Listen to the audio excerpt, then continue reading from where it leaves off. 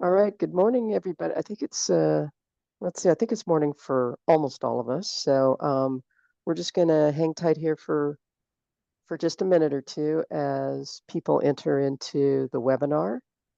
Want to thank our attendees for being here, and so we'll just give a minute, another minute or two.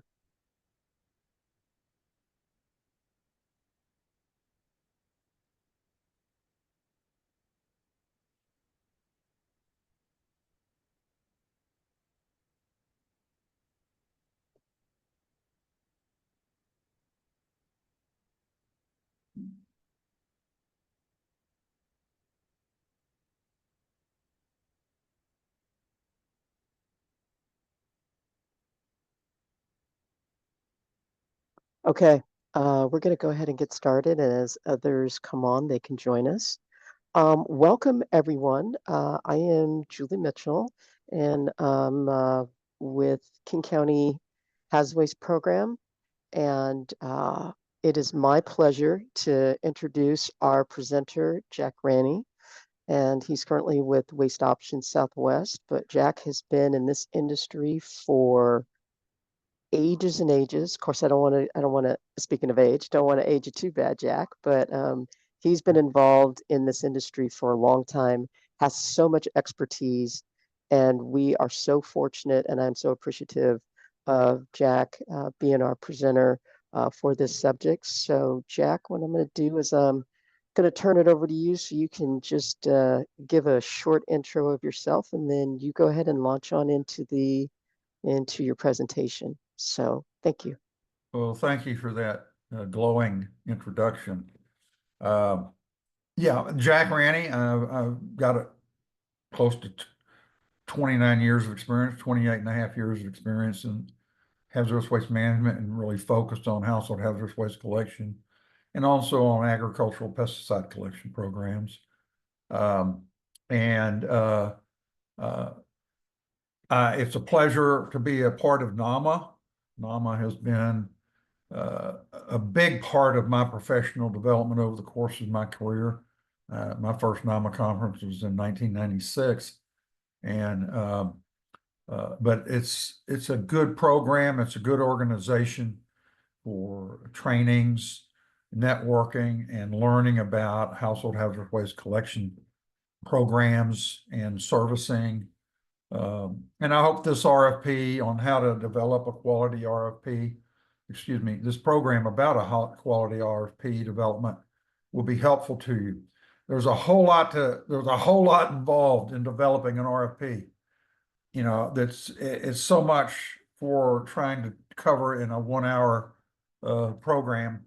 So I might be moving a little fast, and because of some technical difficulties that may arise, because I had other documents I wanted to preview with you, that we may not show those, but you'll have my email address, and I can certainly send you those documents that I was going to show, so I can send it to you after the webinar for those that want those documents.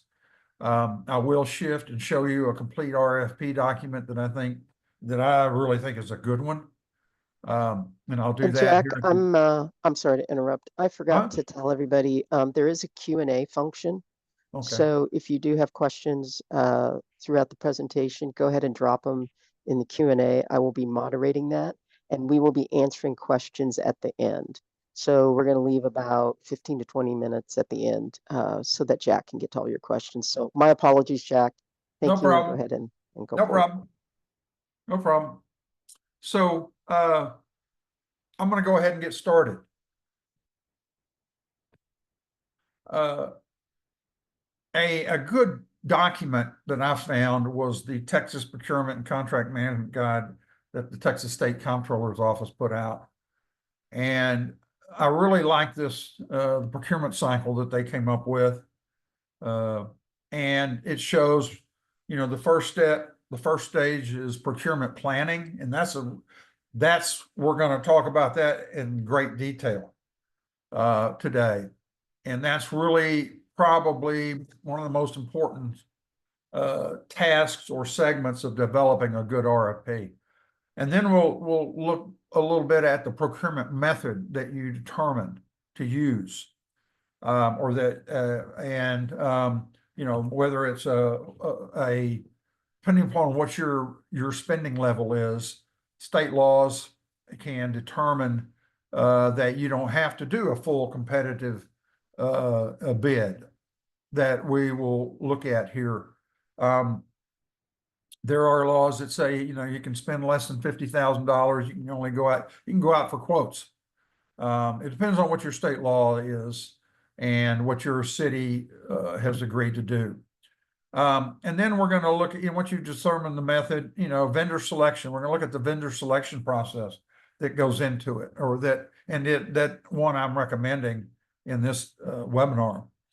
And then the award, contract formation and award, we're going to touch on. That's part of the vendor selection process. We're not going to discuss contract management. That's a different webinar. And but I think this diagram kind of helps you see the stages of crafting a good RFP. And this, you know, I think the first step in procurement planning is to develop a good timeline to develop your solicitation. And I, you know, this is just something I came up with as a draft, as a suggestion, you know, utilizing, let's say just January 1 of 2024 as being, of course, I got my dates in there. That should be January 1 of 2025 as being your contract start date, just for the simplicity of discussion. And then I've tried to kind of go through and show, okay, in order to meet that January 1 contract start date that we're talking about, because we may have a contract ending on December 31st, we need a new contract. Well, you know, if you're an existing program, I said July 20, you know, start in July. You know, give yourself plenty of time to do the tasks internally that you need to do to plan and execute the solicitation. And I've tried to kind of just put this in a brief summary, you know, meeting with your procurement agent, your purchasing agent. And I think, as I stated in a presentation that I made at the NAMA conference in Austin, you know, if some communities, based upon the size of their community, may not have a purchasing department. They may come to you to craft this and to manage this process, depending upon the size of your community. But generally speaking, most procurement process, most entities have a procurement or purchasing program department, and indoor it may be a part of your finance department. But you want to meet with them early, and they're going to be looking to you to get information on how to put this together. But one thing I want to stress is it should be a team effort, and because they have knowledge on what's required to put into that, they're required to do by law, but you have the program information and expertise that they need in order to develop the RFP. And so this is just kind of a draft timeline that can be used. You can be modified according to what your needs are. But you want to but essentially you want to give yourself plenty of time to develop the RFP and go through the solicitation process, you know, from evaluation to announcing the award, giving time for award disputes, and then time for the contract once you've got the award issued, and the vendor you want to choose and select has agreed, that the contracts then need to go through the process of getting signature, and the lawyers will want to review it. And so you want to give yourself some time for that.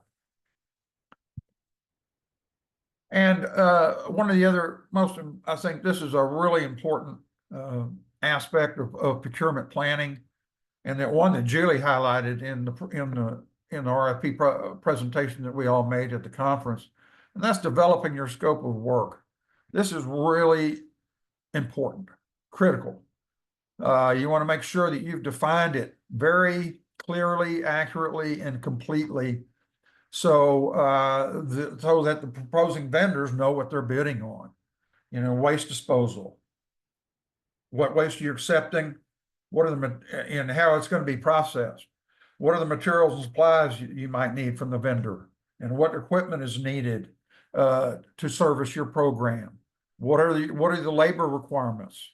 And the trainings that you want to see your vendor, you want to see that your vendor's got experienced people working for them. What are their transportation requirements? And staff training, that's an important one in the sense that is this for a permanent facility? Are you going to be doing the offloading and the segregating and the packaging, or are you going to have your vendor do that for you? And if you are a permanent facility and plan to do those activities and tasks, you want to make sure you're trained. And even if you have experienced folks, it's good to have a staff training with your vendor because so that you know how they want it done. Because they may have a better understanding of it, and they want certain things done a certain way that's in compliance, obviously. But that way, you know that y'all are both on the same page as far as how you're going to be operating and the collecting and the segregating and the packaging of waste. Permits and licenses is another one. You want to make sure that you are sent copies of all the different permits and licenses that are required for your vendor to do the hazardous waste collection, management, and disposal process.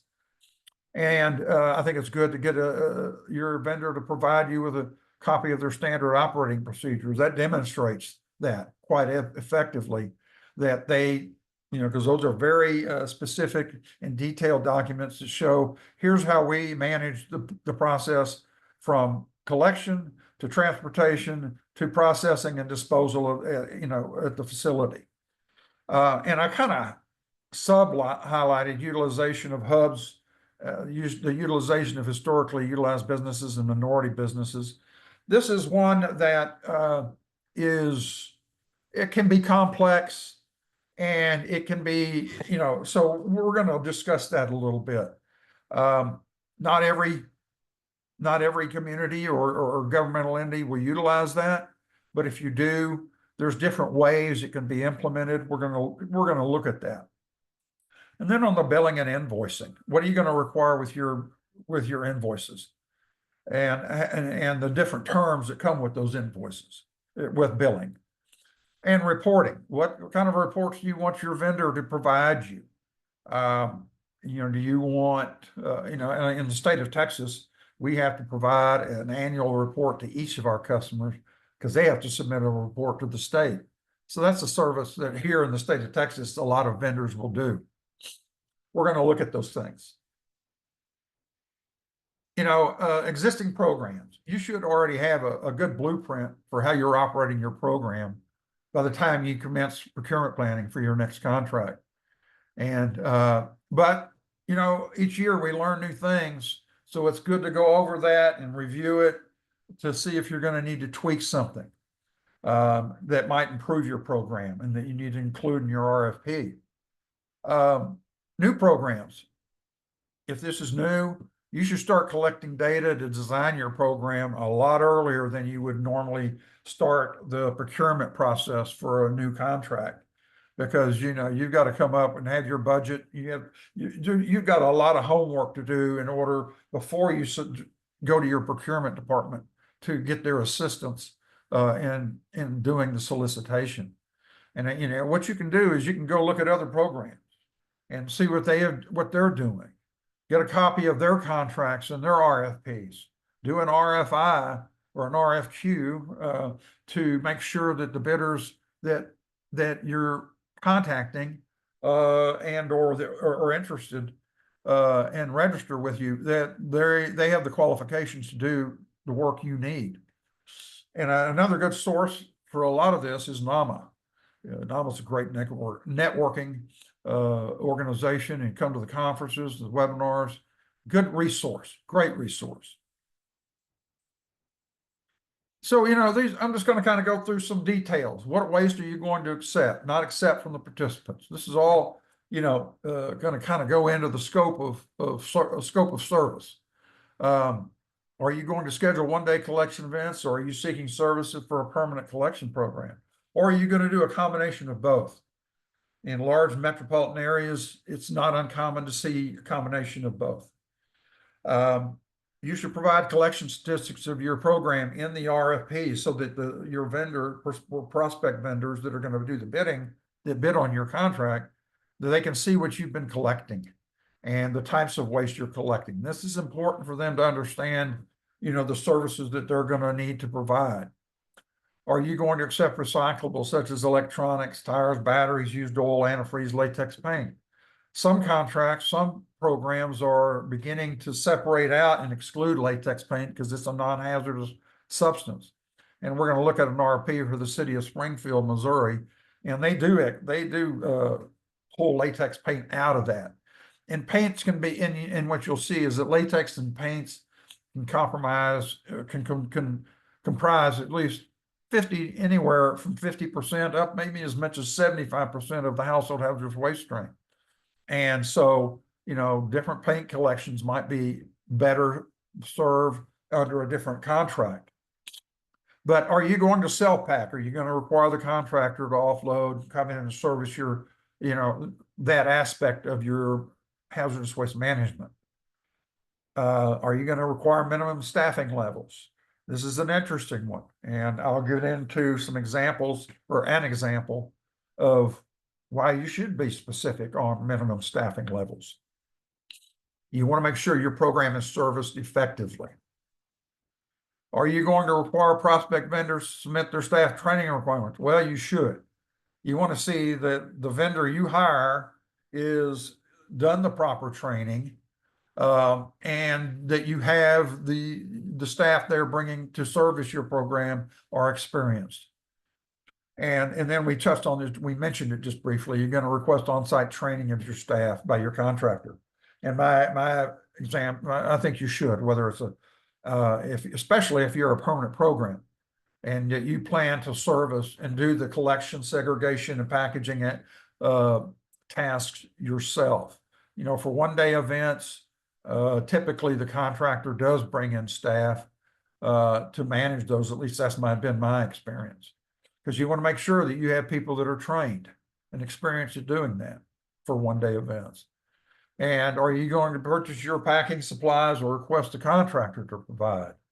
I've seen it both ways, and I certainly have a preference that I think it's good to go with your contractor providing those. But what are and then you want to go into the insurance coverages. What are you going to require? And I plan to look at the Accord Certificate of Insurance and the insurance requirements that are specified in the city of Springfield, Missouri RFP, and we'll look at that later. But they're going to want to see a certificate of insurance and what your coverages are, so to make sure that they match their requirements. Are you going to schedule a pre-bid meeting? You should. And if so, will it be mandatory? In my opinion, I think it should be. I've seen where a program has an existing contract with a contractor, and this is a large program, and the existing contractor, having the experience and knowing how that program works, didn't come to the planning meeting. Well, they didn't get the contract. Anybody that is interested in doing business with you, they should come to that pre-bid meeting, whether they have the existing contract or not. And when will it be scheduled? That's something I'll just say that as soon as the RFP, and that should be included in the RFP, is when that schedule is, and we'll look at that later. But you want to have that as soon as possible after the release of the RFP, I think, because you want people to review it, you can explain some things. This is not and your bidders are going to come up with some questions. And typically what I've experienced is the requester or the community that's seeking the service will ask you to submit your questions in writing. so that they have that, because there could be multiple bidders in that pre-bid meeting. And so they, and you may ask questions they aren't ready to respond to at that point in time, because those are typically coordinated by the purchasing department. They'll have some of their program managers there, but you should schedule that early on. And then what length of time before the proposal due date will you schedule the questions period? And this is an important question in my mind. I've seen where some entities don't respond. They put a date that's 4 days ahead of the proposal due date. I think you should do it sooner than that. You want to give your prospective bidders time to evaluate, because they may have some important questions that affect how they plan to deliver the service, or they may have some exceptions they want to make. You want to give them plenty of time for those questions to be answered, perhaps. And I've seen also where, some RFPs didn't take into account certain aspects, and they had to be amended. I've seen it where they had to withdraw the community had to withdraw the RFP because they didn't give themselves time in order to consider the questions that were presented to them. There wasn't a team effort between the program and the procurement department. And so you want to make sure that's where that team effort comes in between the purchasing department and your program managers. Are you going to require prospective vendors to list the disposal facilities that will process your waste collected? You definitely should.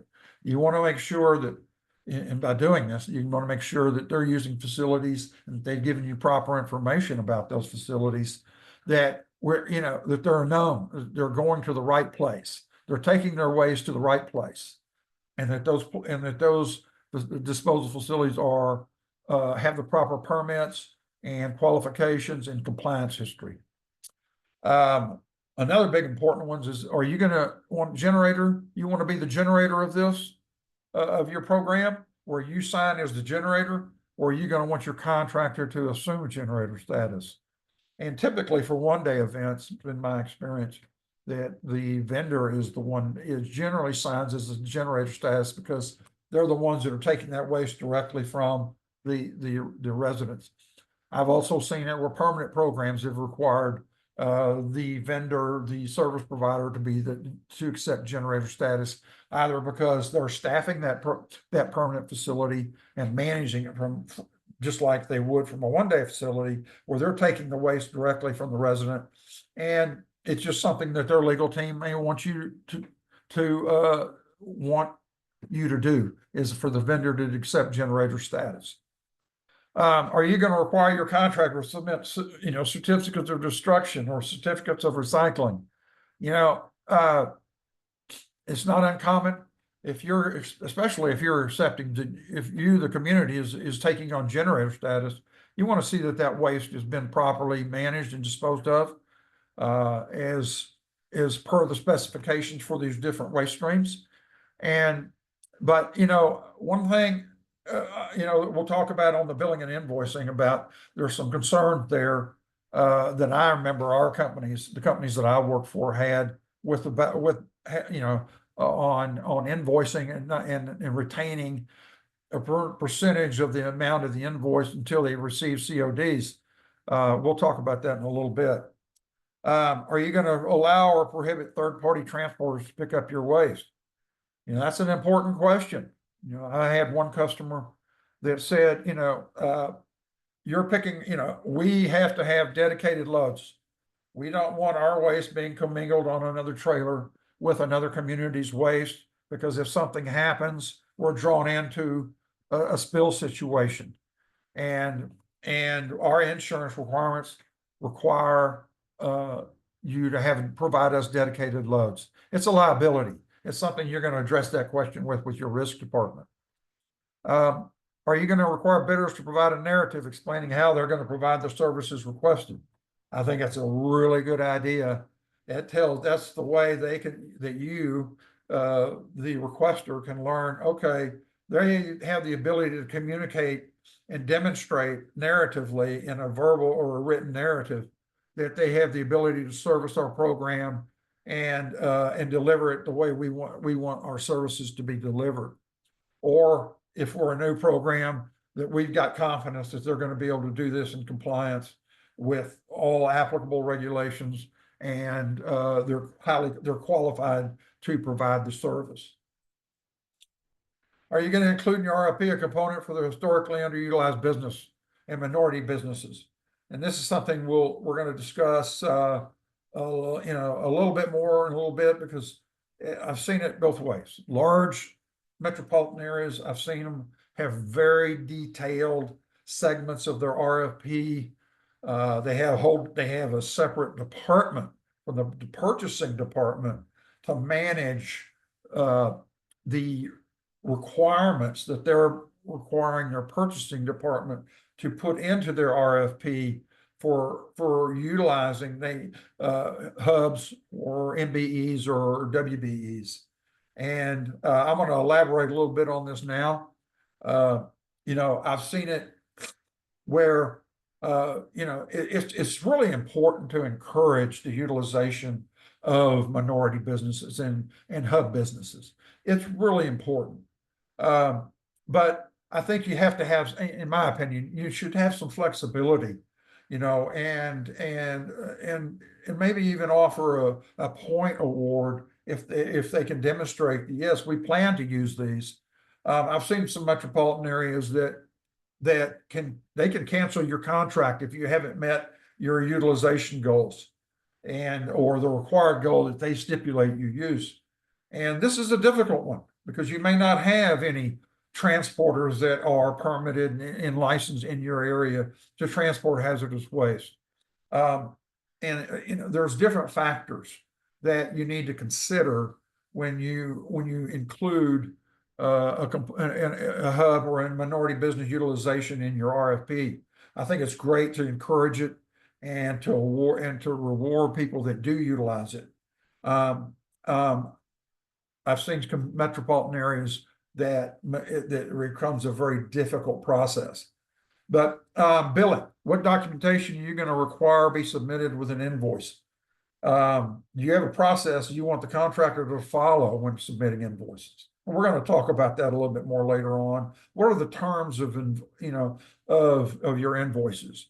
We want to see that the invoice matches the manifests and the inventory, and the billing matches the pricing that's in our contract.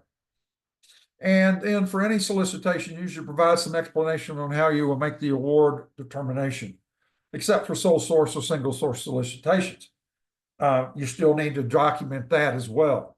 If issuing a formal RFP, you should include a section that explains how the proposal will be evaluated and how the award will be determined. And we'll look at an example of that when we get and look at the RFP that I have closer to the end of the webinar. Did you include a sample copy of the contract for your legal department that your legal department wants to use? You should do this. And from my experience, as soon as the RFP, if we want to see that up front, in case our legal team has some questions or something was put in there that, we have a real legal issue with what you've put into that contract. And it also gives us an opportunity to includes questions in the exceptions part of your RFP and the proposal that we're submitting. Did you list in the RFP all the forms and documents that are required to be submitted in a compliant proposal? You sure better, because if you don't, and if you don't have an exception approved not to, if you don't put everything in there that you have required, if the bidder, it could turn them to be disqualified. And then what's also important is you describing in the RFP, here are the services we, the requester, the community, are going to be responsible for. Here's what the services that we're going to provide, so that it's very clear and understandable by both parties, what they provide and what you provide. And there again, I'm going to go into this. I was going to pull up a scope of work example from the City of Springfield, Missouri RFP. I think I'm going to wait till the end when we look at the whole RFP document, because there's a whole lot of information that we got to cover, and the technical difficulty to switch documents. And I'm going to also show you some example pricing forms, one from the City of Springfield, Missouri. I have one from the state of Washington. The City of Springfield, you know, it's a smaller program, and it's gonna not be as detailed and is like what you'll see with the state of Washington. And also the Houston Galveston Area Planning and Council of Governments. That's another interesting pricing form, and because they're a council of government.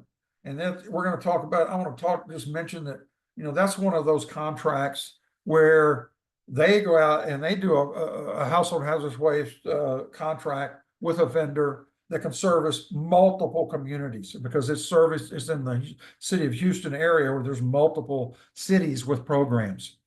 And plus it can be piggybacked on, well, by the communities within the Houston Galveston area planning council jurisdiction. It's an interesting way to do it, and it has worked very well for the communities down in that region, in that metropolitan area, and within the HGAC jurisdiction. And there again, I can provide all of these documents to you if you request them, because I have them, but I want to just try to get through this without incurring or causing any technical difficulties right now. Excuse me. And now we come up to the procurement method determination. That's step 2 in the procurement cycle that I showed you at the beginning of the webinar. And then I thought this is an important one: is the purchase subject to a declaration of disaster by your state's authority? Because if so, and what I've experienced is our state agency here in Texas will waive some requirements if you have a disaster. And because they want to facilitate you getting a contract to address that hazardous waste collection services that are maybe needed as a result of a disaster. And so they want to know that you're doing it, but they may waive some of the requirements. You're not going to have to be able to require, you know, to waive any of the regulatory requirements, except your state reporting requirements might exempt you from some procurement policies or requirements. And I already referenced this one. Is there a state or a COG or a municipal government contract you can piggyback on that they've already gone through this process and developed the RFP, and it may be suitable for your needs. The procurement method determination, we briefly touched on this. You know, contracts up to $10,000 generally do not require a formal RFP solicitation process and can be attained just by getting quotes from vendors. May not require bid posting. Can sole source from one vendor under certain circumstances. But you should justify, you need documentation and justification that, well, okay, I did a very informal process to select this vendor to provide this particular service. Generally, in my experience, in the hazardous waste industry, you're not going to find, I have encountered a couple in very small rural communities where their service didn't amount to $10,000. But but it's a service. I've never seen hazardous waste management services be able to deliver for that kind of money. Contracts greater than $10,000 up to $25,000 can go through an informal competitive bid process, but just getting quotes may not require bid posting. Might be able to sole source it, but you should, there again, you should document all of, you know, why you decided not to do a more formal bid. And then contracts over $25,000 in some states, it's the minimum is $50,000. That will require, if it's over $50,000, it will require a formal competitive bid process that we're talking about now, and which I'll show you here at the end of the webinar. Sole sourcing is generally when one supplier in the marketplace can provide the service or product. You need us there again when you only have one supplier that can do that. You should document justification for it. And for single sourcing, that's when you have multiple suppliers in the marketplace, but one has a specific feature or quality or service that makes them stand out and which you need. And it's just like, okay, I want to use that vendor for that because none of the other vendors will provide it. There again, you need to document these decisions. And this is my recommendation. If you have an annual service budget that's less than 50,000 and allows you to make the choice of pursuing a contract through an informal bid process, you should require the vendors that you request to bid on this contract or that you notify about it to provide you with sufficient information so that you can do due diligence to evaluate their service capabilities. You want to make sure that these are good actors, that they operate in compliance with state and federal regulations. You want to get references to make sure they can do a good job. You want to see copies of their permits and licenses. You want to see their compliance history. And that's something you can also do by going to that website, echo.epa.gov. But you want to make sure you're dealing with good actors. And I'm going to tell you a little story here that I think demonstrates the importance of this. You know, if you've got a small program, and you're going to choose an informal bid process. I had a company call me up in the language, in the industry, we have what are called brokers. They have the ability to collect and transport your waste. They may not have or own the processing facilities or disposal facilities for your waste. They may not have the REC or Part D permitted facilities, Part B. So they contacted me, a company contacted me, and they had all this waste that they had done an HHW collection for. It was a small community, and they chose, the community chose him because one, they knew him. And it was more of a kind of a brother-in-law deal, but so they didn't do their due diligence. And so this gentleman owned a company, and he wanted to do a contract with the company that I work for to take the waste, process it, and dispose of it. So we started asking questions, and we found out one, they didn't submit to the state the proper notifications that they were going to have the collection. And then we found out, wait a minute, they didn't pack. We went and looked at the waste containers they had, and they hadn't packaged the waste utilizing UN approved and hazmat rated containers to package the waste. And then we started looking more closely, found out, oh, this is a medical waste service company that did this. They don't have the permits. They don't have hazardous waste transportation, and they don't have hazardous waste permits to do what they did. And so, we had to tell them, you've got some issues here and you need to get this solved. We can't accept this waste until you've got these. You need to go fess up, say, hey, we made a mistake, go to the state agency and say, we messed up. We need to get this clarified because we can't accept your waste. We're not going to do a contract with you because you've got so many compliance violations. That's really important. I use that example. That really happened. And these were smart people. The owner and manager of that company had a PhD, but he was a medical waste service provider. He should have been able to do that research to determine what the compliance requirements are to provide those services, but they didn't. And vendor selection. You should demonstrate in your RFP that you have constructed the proposal evaluation process in a manner that is clearly, easily understood by the prospective bidders and which applies to all bidders equally without exception. You should delineate in your RFP the criteria you, the requester, will use to evaluate the proposals. You should also delineate the procedures the evaluation team will apply to all proposals to determine the proposal which presents the best value to the requester. And what I mean by best value is it's not just a low cost bid. I did I had a customer did a low cost bid. I didn't win it, they had problems. They were it was a 1 day collection program offered. This is a large city, and they had customers that were complaining because the vendor they chose bid so low, they didn't bring the proper staffing requirement to service that collection event. They had people waiting in cars for 2 and 3 hours. And so that made the residents very unhappy. And so they ended up going back out for bid at the contract renewal because they weren't going to use them anymore. And I got the contract back. But you need to don't base your contract on a low cost bid. You need to make sure you want a good contractor and one who can service your needs, and low cost bids may not get you that.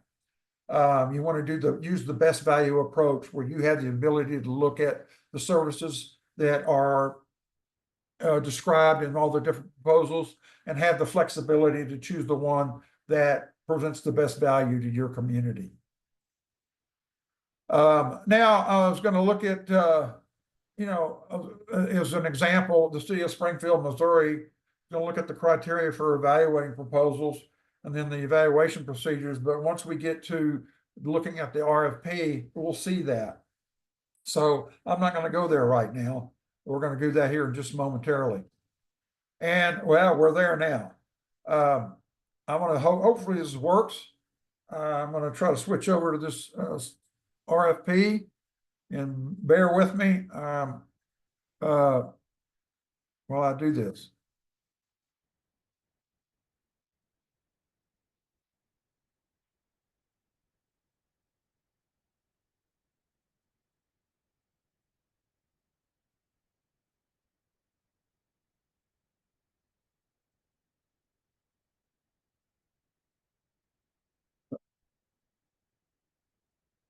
Bear with me, please.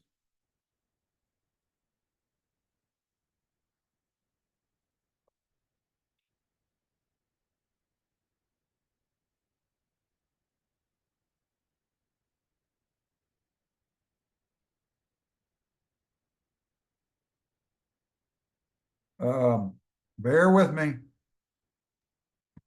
We got you, Jack. And while Jack is finding that, just a reminder that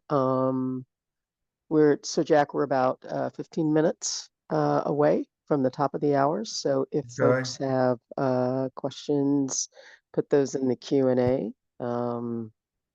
Otherwise, Jack. Well, I'll tell you what, I'm going to pull up. Here's what I'm going to do then right now. I'm going to go to this checklist instead of looking at the RFP. And because it'll list everything that they put into their RFP. And like I said, I'm trying to cover a whole lot of data here in a short period of time. And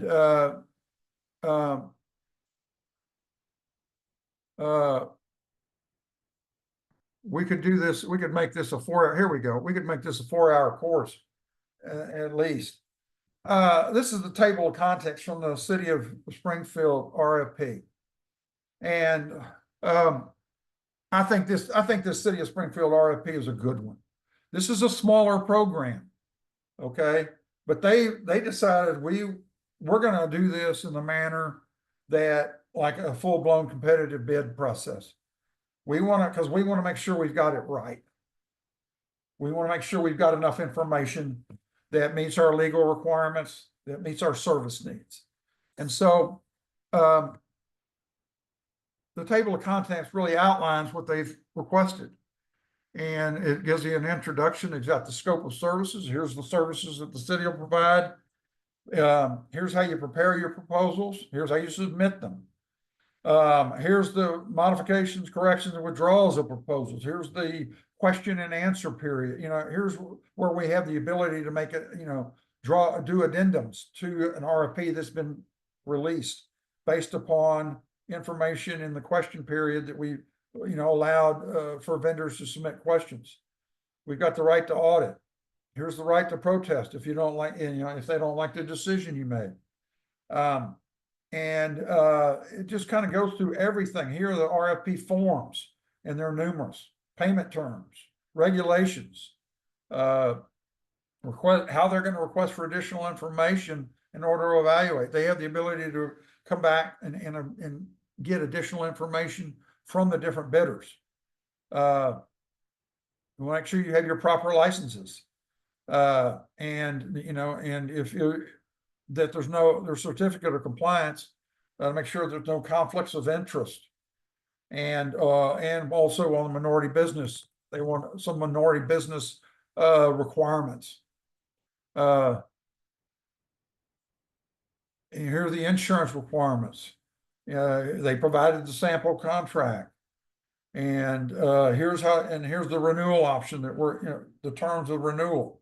And then this is an important one, criteria for award, that you've got the proposal ranking sheets, that you've submitted all the different forms, provided them all the information they've requested. And then they go into their stand. And so I apologize, I had to cut that short. And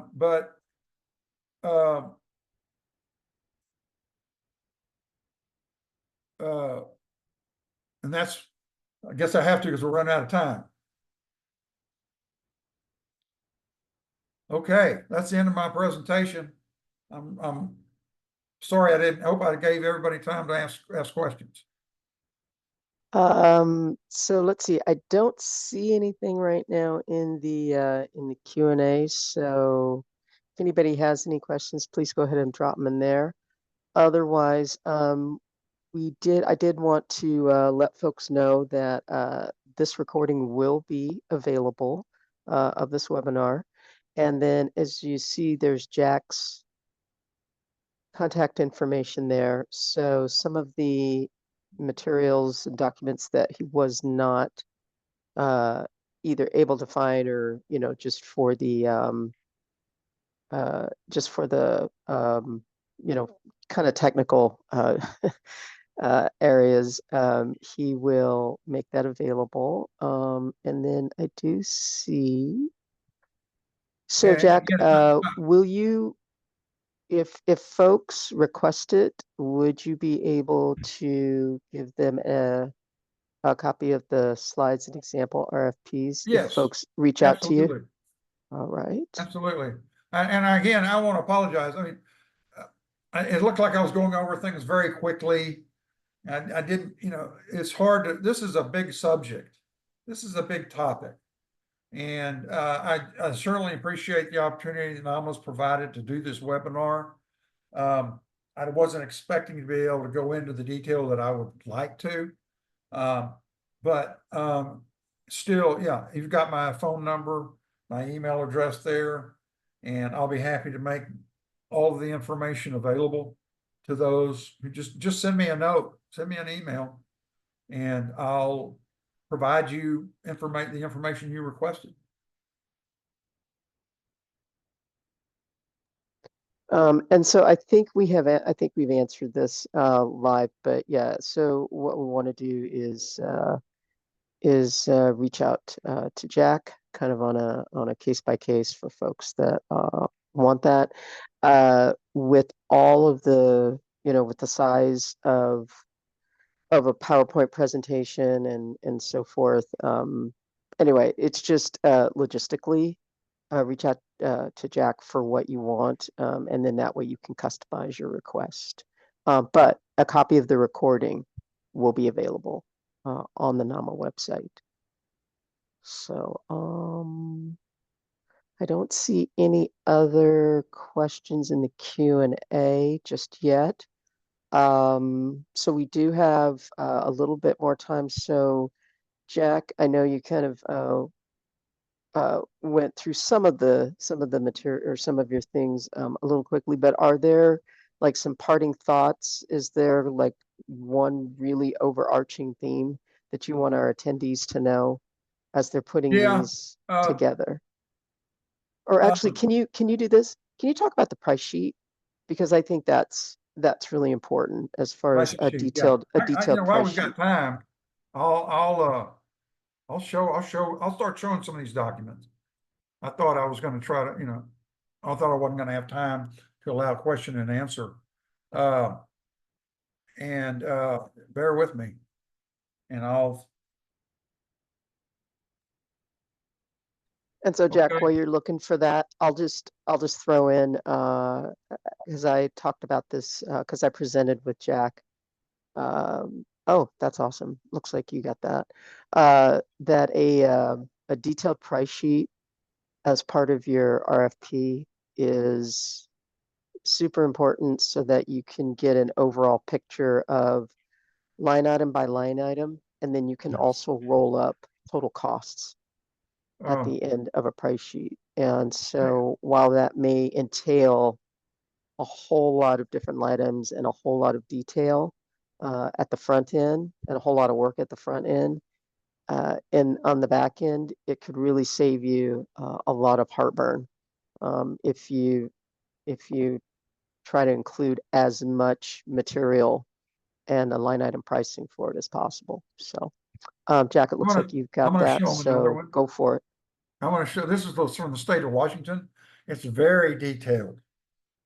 And this is good. Just like what Julie was saying, you know, they obviously they put a lot of, they have an existing programs. They know what they're needing serviced. They put in very specific information they want pricing on, because the thing is, if you come up on something later on after you've done the contract, it's can be a very difficult process, if insurmountable, to do an amendment to an existing contract. And I'm gonna pull up another one. Here's one from the HJC.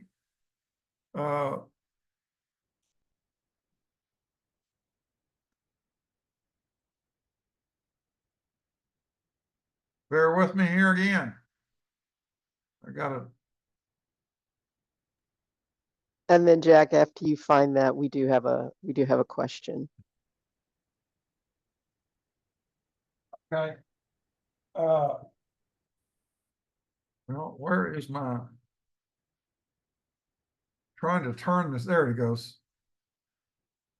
You know, this is a more simpler form to accomplish what the state of Washington did.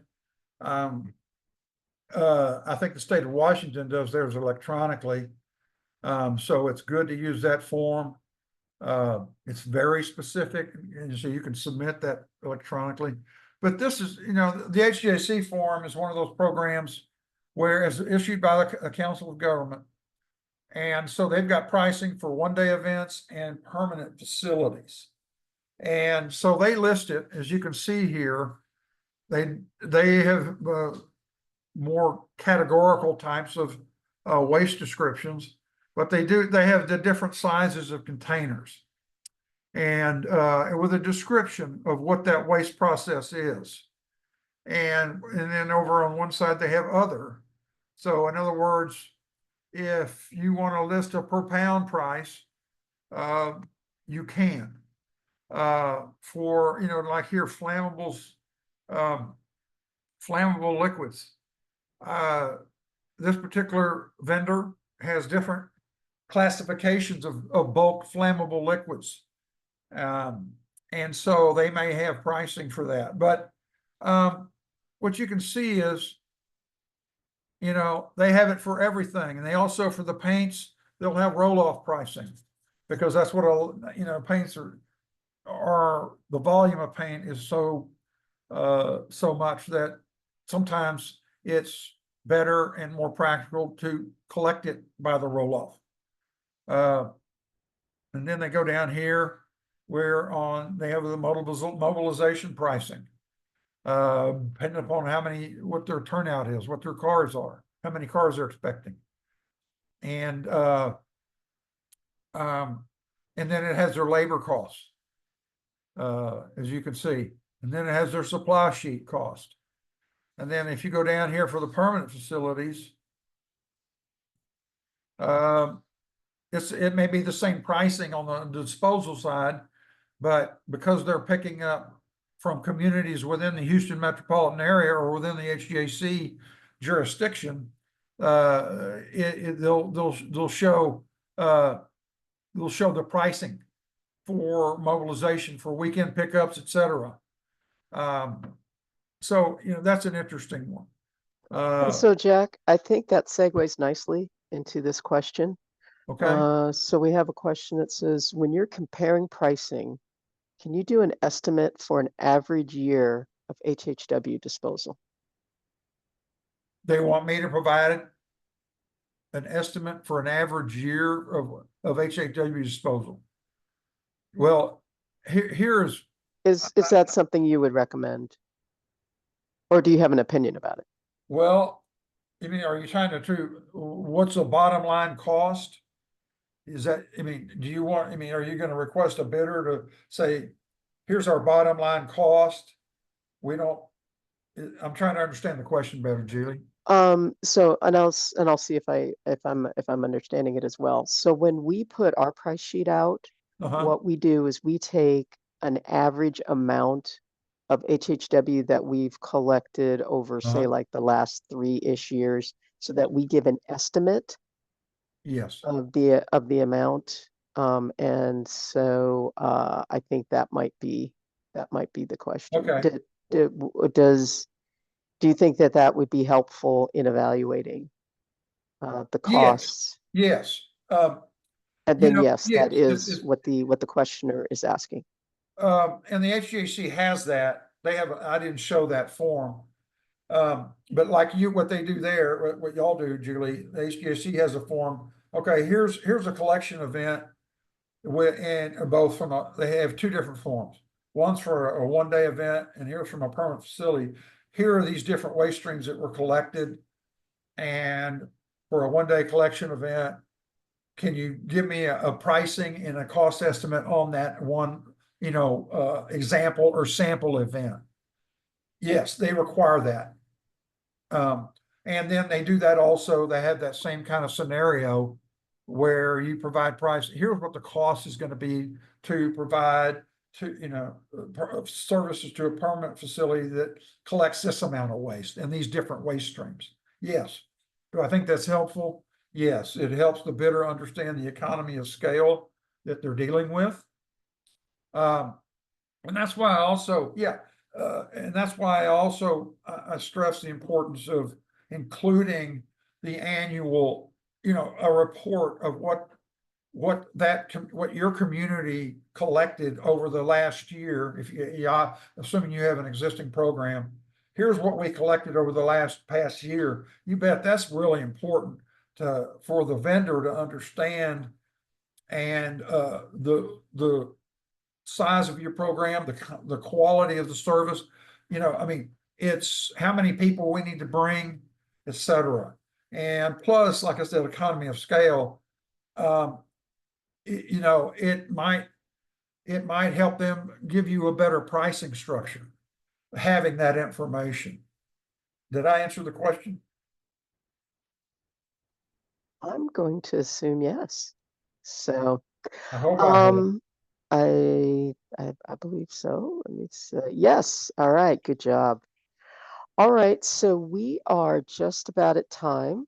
So I'd like to thank everyone for attending this webinar. I hope you were able to get some useful information out of this when you're crafting your next RFP. And hopefully you all have captured Jack's information. And so he would be more than happy to help answer any additional questions or give you additional expertise if you reach out to him directly. So thank you again.